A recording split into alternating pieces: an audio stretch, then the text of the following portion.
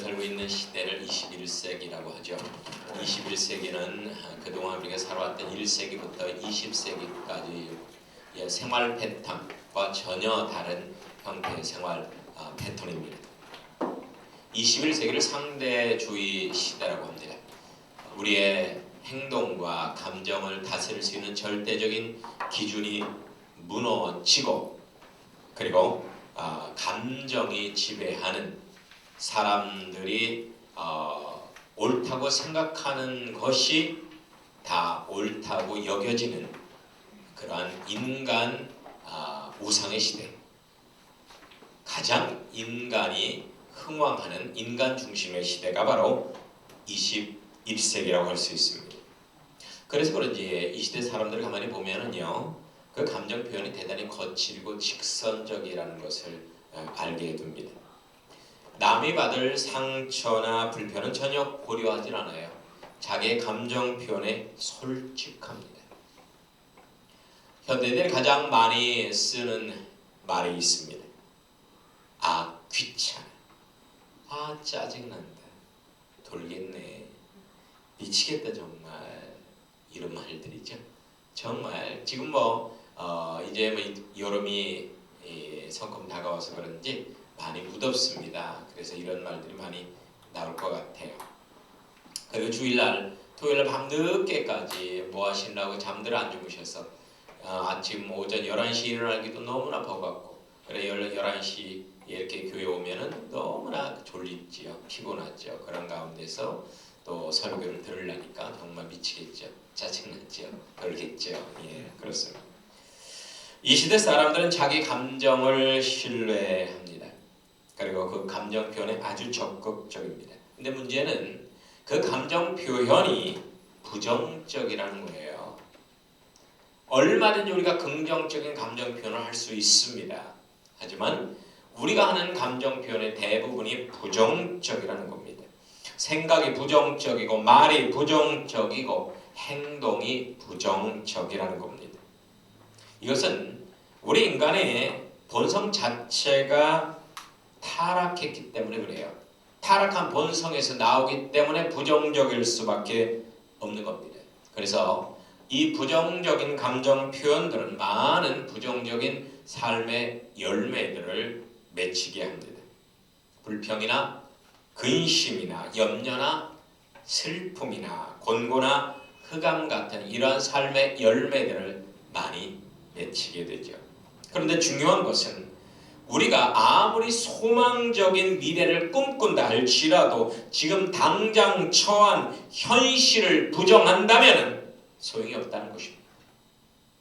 중요한 것은 지금 내가 처한 이 현실을 긍정하는 거예요. 이 현실 속에 이 고난이라는 이 광야 속에 묻힌 금은 보화를 캐내야만 한다는 것입니다.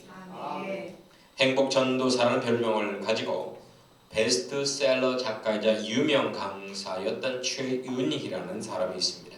이 사람은 얼마 전에 한 모텔에서 자기 남편과 함께 동반 자살을 했습니다. 이 사람이 지은 대표적인 책들은 딸들아 7번 넘어지면 8번 일어나라, 마음을 논아주는 유쾌한 인생사전, 멋진 노후를 예약하라, 밥은 굶어도 희망을 굽지 말라, 이런 제목의 소설들인데요. 제목만 보아도 대단히 긍정적이고 소망적입니다. 그런데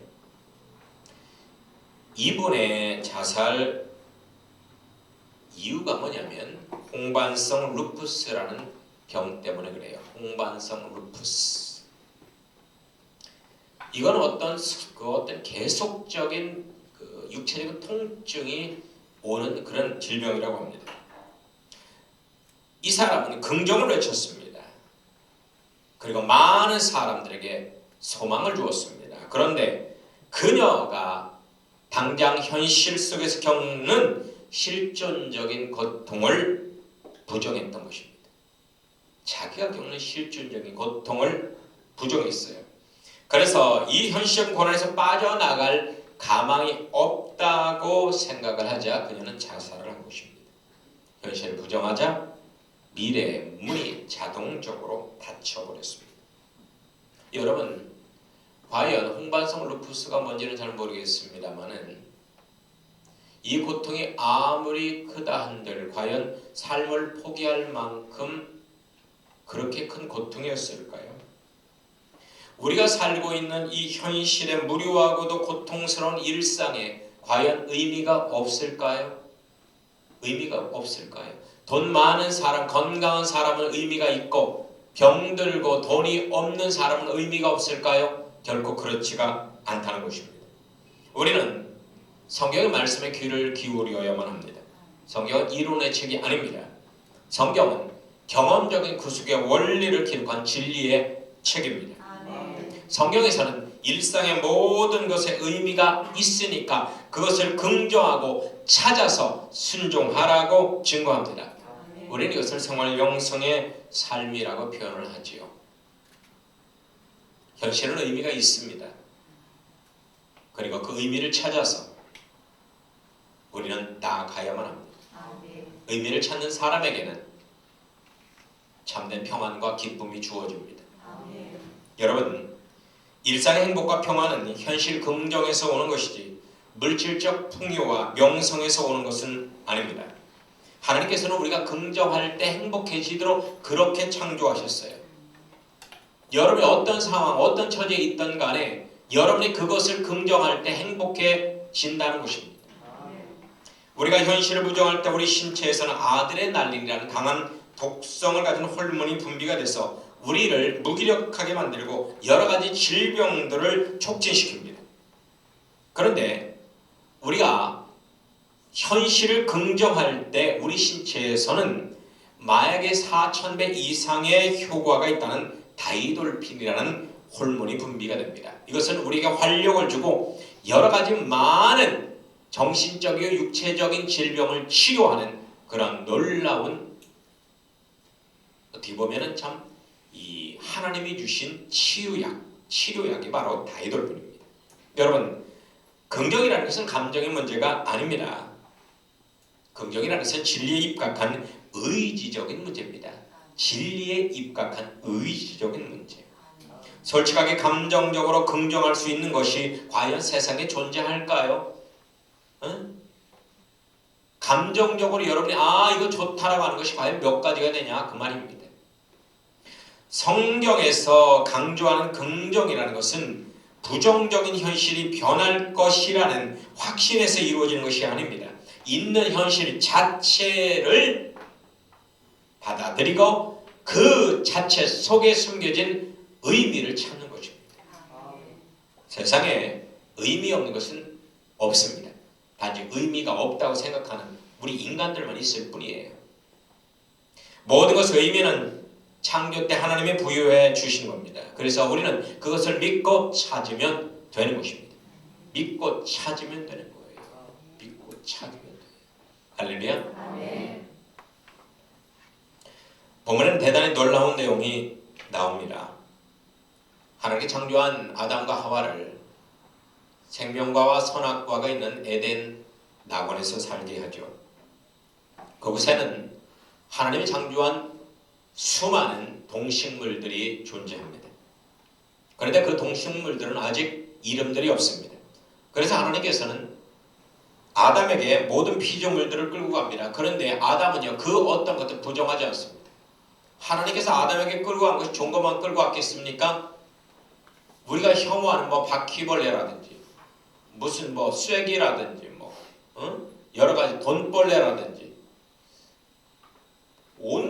하나님께서 다 창조했으니까 그런 것들도 가져가지 않았겠습니까? 그런데 아담은 모든 것을 긍정합니다.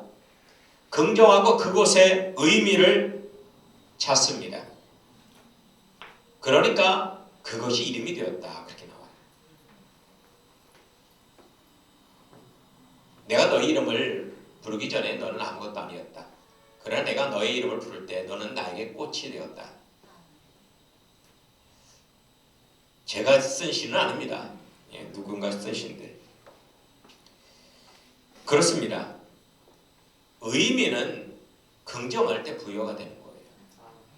할렐루야. 아멘. 내가 긍정하는 모든 것은 나의 행복을 만들어줍니다. 나에게 평안을 만들어주고 나에게 풍요를 만들어주는 것입니다. 여러분, 지금 여러분이 어떤 일상을 사시던 간에 그 자체를 긍정하시기를 바랍니다. 모든 것은 하나님께서 섭리하셨기 때문입니다. 하나님의 뜻이 아닌 것이 우리 가운데 존재하지 않습니다. 하나님의 섭리가 있는 것만 우리에게 존재합니다. 긍정할 때 하나님의 영광이 드러납니다. 그리고 여러분의 영혼이 잘되면 형통해지는 역사가 일어나는 것입니다. 성경에서 사탄을 참소하는 자라고 하지요. 이것은 모든 것을 부정하는 존재라는 것입니다. 부정하는 삶에는 흑암의 연기가 자욱합니다. 그래서 그 삶은 지옥적인 삶이 되고 마귀적인 삶이 될 수밖에 없는 겁니다. 하지만 우리의 구원자 되신 예수님은 뭐라고 합니까? 모든 것을 긍정하는 분이다 라고 성경은 증거합니다. 긍정하는 삶 속에는 천국이 존재합니다. 그리고 이 긍정하는 사람은 성령이 이끌리는 삶을 살게 됩니다. 어느 교회에 긍정 집사님이 있었습니다. 좀 어렵게 사셨어요. 그래 모처럼 만에 삼겹살을 구워 먹으려고 정육점에서 고기를 삽니다. 그래 고기를 사서 가다가 그만 넘어져서 고기를 땅에 떨궜습니다. 근데 순식간에 개가 달려와서 그 고기를 덥석 물고 가버리는 겁니다. 그러니까 그 집사님은 일어나더니 이렇게 말을 하더랍니다. 오 주님, 제 입맛은 그대로 있게 하시니 감사합니다. 제 입맛은 그대로 있게 하시니 감사합니다. 여러분, 삶의 행복은 바로 이런 사람의 것입니다. 이 행복은요, 누가 갖다 주는 것이 아니에요. 행복은 내가 만들어내는 것입니다. 긍정할 때 우리 영혼이, 우리 가정이, 우리 직장이, 우리 교회가 새로워지는 것입니다. 풍요로운 환경이 긍정을 만들어내는 것이 아니고 긍정적인 생활 태도, 긍정적인 세계관이 여러분에게 풍요로운 마음을 만들어내는 것입니다. 그러면 우리는 무엇을 긍정하면서 살아야만 하는 걸까요? 무엇을 긍정해야 될까요? 첫 번째는 예수님을 긍정해야 합니다. 한번 따라서 해보실까요? 예수님을 긍정합시다. 예수님을 긍정하시길 바랍니다. 그 어떤 세계보다 가장 예수님이 부정되는 세계가 21세기입니다. 어디 가서 사람들에게요, 당신 예수님 믿습니까? 하면은 예, 저 예수님 믿습니다 하고 크게 대답한 사람은 몇 사람이 있을까요? 요새는 예수 믿는다, 그냥 주일날 교회에 오지만은 그게 예수님을 믿는 거와는 관계가 먼 것 같습니다. 정말 일상에서 예수를 고백하고 예수를 자랑하고 예수를 인정하는 그런 리얼 크리스천이 과연 몇 명이나 있는지 모르겠습니다. 예수님을 긍정해야 된다는 것은 예수님의 속죄성과 신성을 긍정해야 한다는 말입니다. 예수님의 속죄성과 신성을 긍정하는 사람을 뭐라고 합니까? 크리스천이라고 합니다. 크리스천. 이단과 정통의 분별법 대단히 간단합니다. 예수님을 긍정하면 정통이고 예수님을 부정하면 이단 사입입니다. 이단자들은 성경도 교회도 거룩한 삶도 긍정합니다. 오히려 그들은 성경 공부 더 많이 하고요, 그들이 꾸미는 성전에 가면 더 거룩하게 성전을 짓습니다. 그리고 그들은 더 거룩한 삶을 추구합니다.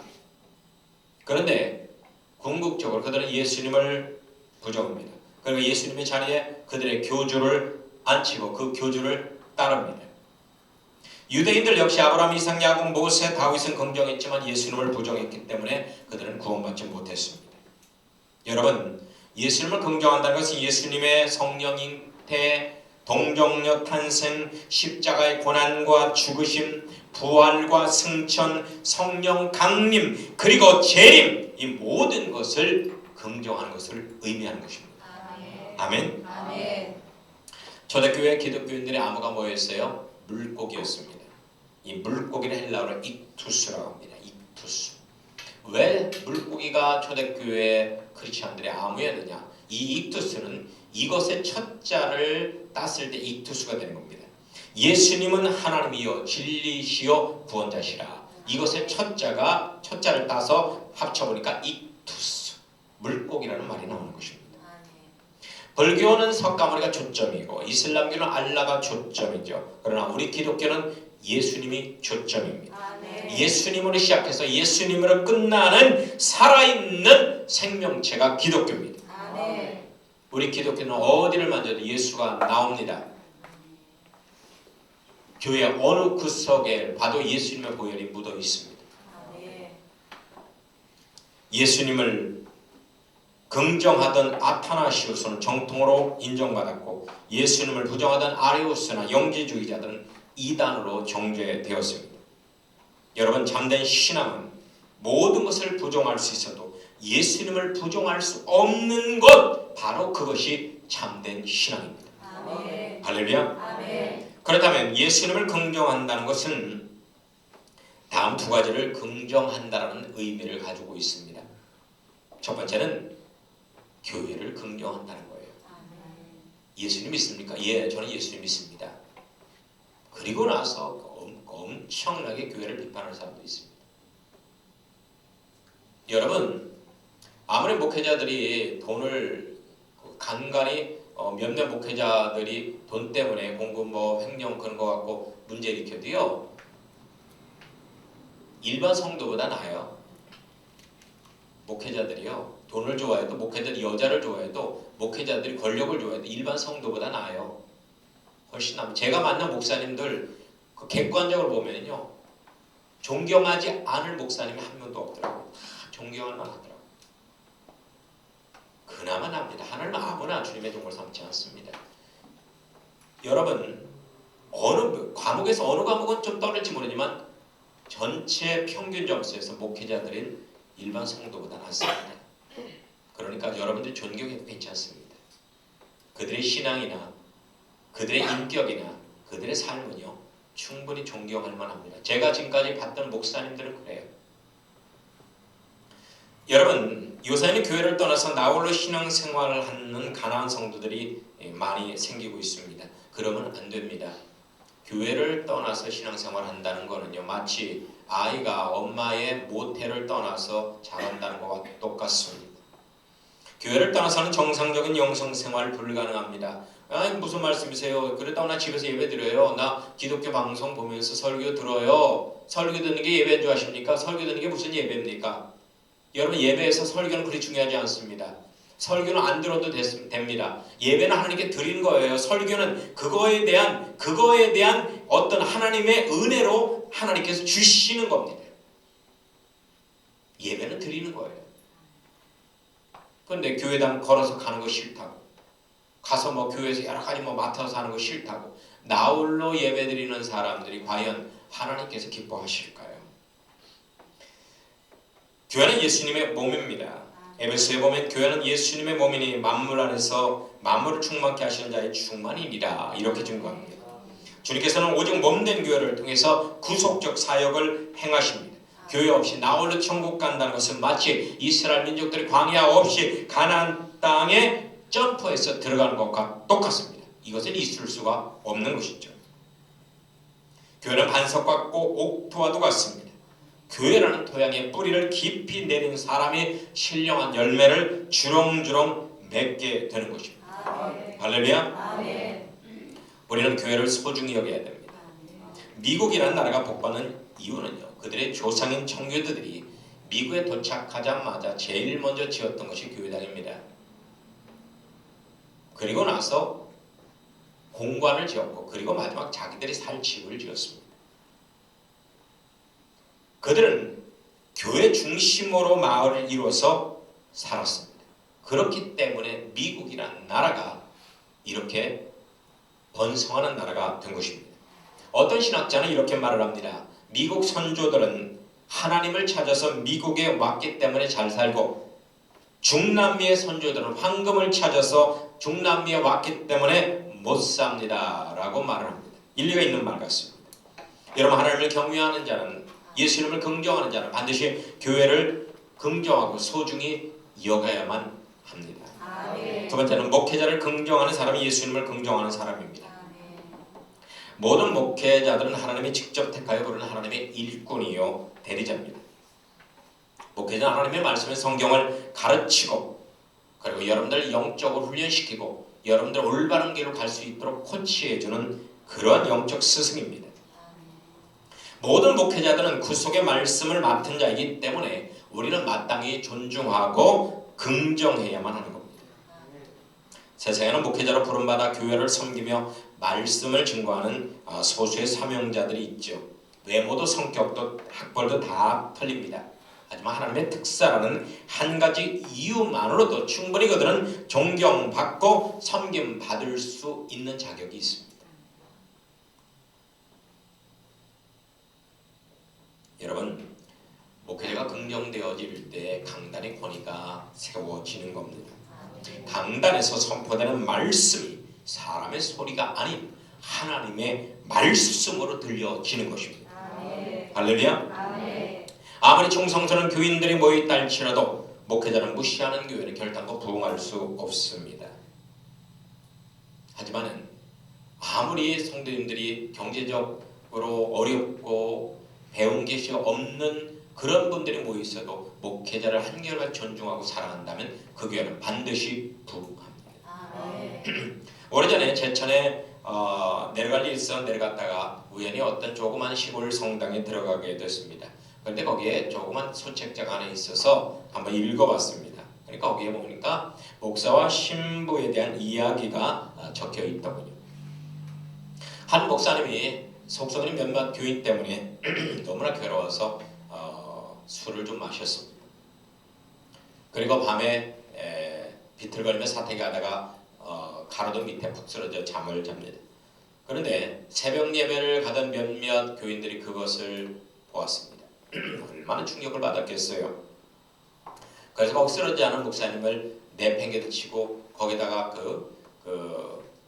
그 목사님한테 그냥 뭐 저런 인간을 우리가 믿고 따르는 저게 뭐냐 하면서 막 험담을 늘어놓고 가서 그 주일날 연판장을 눌려서 교회에서 목사님을 쫓아냈다고 합니다.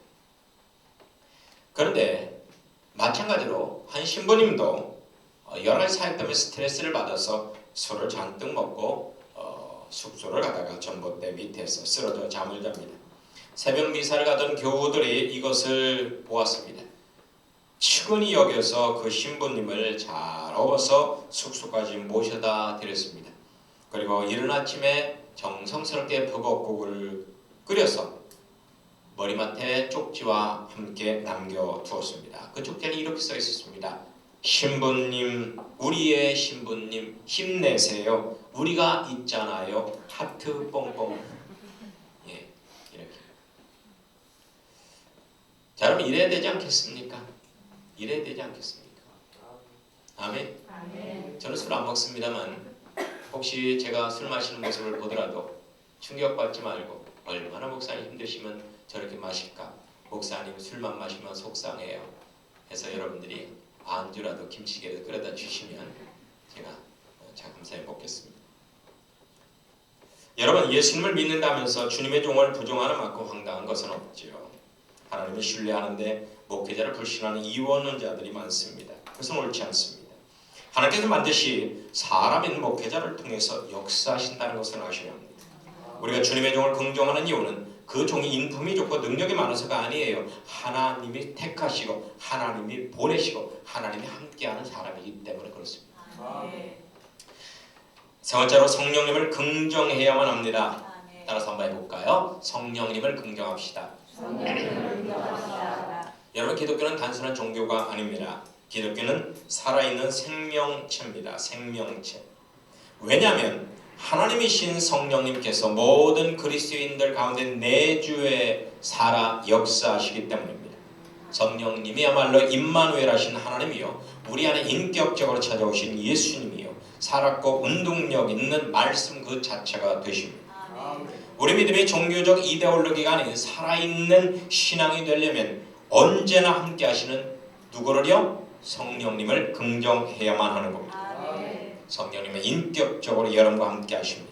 여러분의 일거수일투족을 감찰하고 계시고 여러분의 삶 구석구석에서 여러분을 돕기를 원하십니다. 로마서 8장에 보니까 성령도 우리의 연약함을 도우시나니 우리는 마땅히 기도할 바를 알지 못하나 오직 성령이 말할 수 없는 탄식으로 우리를 위하여 간구하시느니라. 아멘. 아멘. 아멘.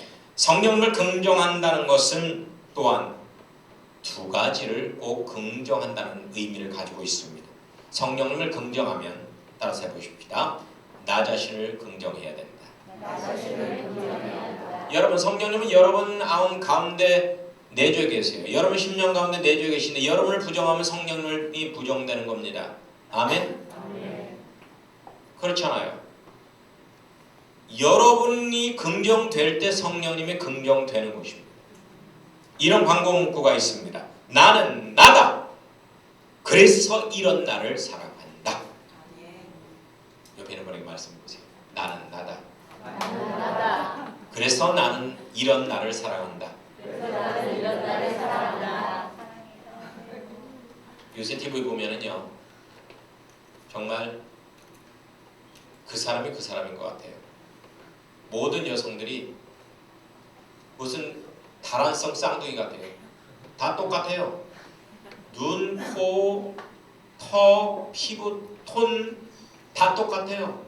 어떻게 이렇게 다 똑같을 수가 있어요? 개성이 없습니다. 개성이 없어요. 그리고 왜 그렇게 한결같이 다 날씬합니까? 세상에 날씬한 사람, 여러분 뚱뚱한 사람 50%, 날씬한 사람 50%예요. 그럼 뭐 다 날씬한 사람만 그 TV 보라는 얘기는 뭐예요? 우리나라 사람은요, 쌍꺼풀 없습니다. 쌍꺼풀 없는 게 우리나라 사람이에요. 쌍꺼풀 있는 거는요, 우리나라 사람 아닙니다. 우리나라 사람 아닙니다. 쌍꺼풀이 있으신 분들은 아마 그 뿌리를 찾아서 저 유럽을 가시든지. 여러분, 나는 성령님이 거하시는 궁전입니다. 아멘. 내 자신은 질그릇과 같이 천하지만 성령을 모시고 있기에 법의 앞과 같이 귀한 존재가 된 것입니다. 아멘. 그래서 많은 사람들은요, 피해의식과 열등감을 갖고 살죠. 그 열등감을 극복하려고 돈도 많이 벌려고 하고 좋은 차, 외제차를 사려고 하고 석박사 학위를 받으려고 합니다. 그런데 이런 어떤 학위나 조기유학이나 외국어 고등학교나 인류대학을 들어가려고 하는 것이 혹시나 내 피해의식, 자기 피해의식에서 나온 것이 아닌지 점검해 봐야만 합니다. 자기 피해의식 때문에 그랬다면요, 그것을 따는 것이 오히려 마이너스가 됩니다. 마이너스가 돼요. 나는 지금 나로서의 충분한 어떤 이 자아 정체성, 어떤 자기 확신, 어떤 이 자존감이 분명하다면 무엇을 어떤 상관없습니다. 지금 이대로 나는 충분히 행복하게 살 수 있습니다. 아멘. 아멘. 내 자신이 부정되는 이상 세상 그 어떤 것을 소유해도 참된 행복은 있을 수 없습니다. 무엇보다 자존감이 회복되어야 합니다. 내가 무엇을 소유해서가 아니라 지금 있는 모습 그대로 나를 긍정할 때 창조적 자아 정체감이 형성되는 거예요. 창조적 자아 정체감. 아멘. 아멘. 그리고 두 번째는 일상의 모든 것을 긍정하시기를 축원합니다. 아멘. 여러분, 하늘에 나는 참새 한 마리도 하나님의 뜻이 아니면 떨어지지 않습니다. 믿습니까? 아멘. 그리고 하나님의 사람들의 모든 것은 합력하여 선을 이루는 법입니다. 우리는 우리 생활 환경이 설사 이해할 수 없는 방향으로 전개된다 할지라도요, 우리는 그것을 긍정해야 합니다. 왜냐하면 생활 환경은 내 뜻이 아닌 하나님의 뜻대로 조성되었기 때문에 그렇습니다. 여러분에게 주어지는 모든 것은 여러분이 원해서 주어지는 게 아니라 하나님이 원해서 주어지는 거예요. 그래서 하나님께 맡겨야 된다는 거예요. 아멘. 하나님의 뜻이 있으니까 그렇게 하는 거 아니겠습니까? 아멘. 아멘? 아멘. 예. 한 번은 제가 이렇게 글을 쓰고 있어서 다 이렇게 어질러 놨어요. 이것저것. 글을 쓰다 보면 참고할 만한 여러 가지들이 있잖아요. 근데 모처럼 만에 아내가 제 목양실을 들어오더니 모처럼 만에 그냥 이 목양실을 깨끗하게 정리를 해놓은 거예요. 깨끗하게 책을 깨끗하게 정리해 놨어요. 그리고 나서 저한테 칭찬받으려고 목양실 너무 지저분하더라고요. 그래갖고 손목도 아프고 팔다리 아픈데 내가 몇 시간 동안 다 쥐어서 정리해 놨어요. 칭찬받으려고 한 거예요.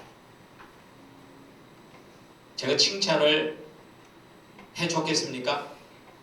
해줬죠. 후안이 두려워서 해주긴 했는데요. 그것 때문에 그날은 제가 아무런 작업을 할 수가 없었어요. 작업할 수 있도록 그 위치에 그대로 그게 모든 것이 제가 다 생각해서 놓은 건데 그걸 다 정리해 놨어요. 어떻게 작업을 합니까? 하나님도 마찬가지입니다. 우리는 은혜로 구원받았기 때문에 하나님의 방법으로 하나님의 능력으로 우리를 구원시키기 위해서 여러분 인생 모든 것을 다 하나님이 쓰기 편하도록 배치해놨어요. 그런데 우리는 와서 내 마음에 안 든다고 그것을 갖다 다 재배치를 한다면은 그것은 오히려 하나님의 일을 방해하는 것이 되는 것입니다. 아멘. 그래서 우리는 일상의 모든 것을 우리는 기쁨으로 받아들이고 그것을 해야 됩니다. 저는 사춘기 때 가장 사랑하는 어머니가 돌아가셨습니다. 아버지는 구치소에 가셨고요. 형제들은 가출해서 행방불명됐고요. 저는 극심한 위장병, 안질, 허리 디스크로 큰 고통을 당하고 있었습니다. 거기다 대학에도 낙방을 해서 시련 속에서 좌절하여서 자살을 하려고 했습니다. 2번이나 자살을 시도하려고 하는 끝에 하나님께서는 저에게 로마서 12장 1절 2절의 말씀을 주셨습니다. 너희는 이 세대를 본받지 말고 오직 마음을 새롭게 함으로 변화를 받아 하나님의 선하시고 기뻐하시고 온전하신 뜻이 무엇인지 분별하라. 이 말씀을 받는 순간 엄청난 성광이 제 영혼을 환하게 비췄습니다. 그러면서 주마등처럼 제 지나오는 길이 보이는데 우리 주님은 저와 함께 하셨습니다. 너무나 외롭고 고독해서 눈물을 철철 흘리는 그 순간에도 주님은 가장 가까이서 저와 함께 하셨습니다. 그리고 제 일상에서 이루었던 모든 것이 하나님께서 저를 위해 특별히 배려하시고 섭리하신 환경이라는 것을, 그리고 모든 것이 하나님의 영성훈련 코스였다는 것을 깨닫게 되었습니다. 그래서 저는 평범한 일상의 소중함을 깨닫고 그 일상을 통한 십자가의 도를 증거하는 생활 영성 사역자가 된 것입니다. 아멘. 마지막으로 성경책을 긍정해야 합니다. 한번 따라서 해보십시다. 성경책을 긍정합시다. 여러분, 성경 너무나 안 읽습니다. 성경을 읽읍시다. 요사의 성경은요, 읽는 책이 아니에요. 요사의 성경은요, 그냥 가지고 다니는 책이에요. 주일날 그냥 장식용으로 가지고 다니는 책인 것 같습니다. 그리고 요새는 스마트폰이 있어서 성경책을 또 안 갖고 다녀요. 탁 띄워주고 스마트폰 있으니까. 제 장례 예배를 갔는데요, 세상에 거기 어떤 목사님 어머니 돌아가서 갔는데 거기 목사님들 예배를 드리는데 인도자만 성경책을 갖고 있어요. 나머지는 딱 스마트폰에서 거기 앱 깔려 있는 거 갖고 보더라고요.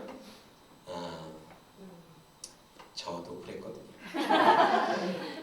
귀찮으니까 성경 무거운 거 들고 장례식 가기 귀찮으니까 그렇게 하는데, 여러분 성경을 읽읍시다. 성경을 사랑합시다. 어느 목사님이 주일 아침 예배 때 다음과 같은 얘기를 하며 예배를 마쳤습니다. 여러분, 다음 주에는 설교 주제로 거짓말에 대해서 설교하겠습니다. 그러니까 이 주제와 관련된 마가복음 17장을 꼭 읽어오시기 바랍니다. 그랬어요. 마가복음 17장을 꼭 읽어오시기 바랍니다. 그리고 나서 그 다음 주가 됐습니다. 목사님은 설교를 시작하기 전에 여러분 마가복음 17장을 읽어오신 분 한번 손 들어 보시겠어요? 하고 물어봤더니 거기 있는 분 대부분이 손을 들었습니다. 그리고 목사님이 설교를 시작했습니다. 오늘 바로 여러분 같은 사람들을 주제로 설교를 하고 싶습니다. 여러분, 사실 마가복음 17장은 없습니다. 16장까지밖에 없습니다. 이렇게 설교를 했다고요. 여러분, 성경은 정확무구한 책입니다. 역사상 가장 많은 공격을 받았지만 단 한 자도 삭제되거나 첨부되지 않았습니다. 성경은 가장 온전한 계시의 책입니다. 그래서 우리는 그 어떤 책도 성경책보다 앞세워서는 안 됩니다. 여러분의 꿈이나 환상이나 신비적 모든 체험도 성경 말씀을 통해서 재점검을 받아야 하는 것입니다. 성경은 문제의 종국을 정확히 찔러 확실한 해답을 제시해주는 유일한 책입니다. 여러분, 긍정합시다. 긍정은 무에서 유를 창조하는 놀라운 능력이 있습니다. 우리 찬양하십니다.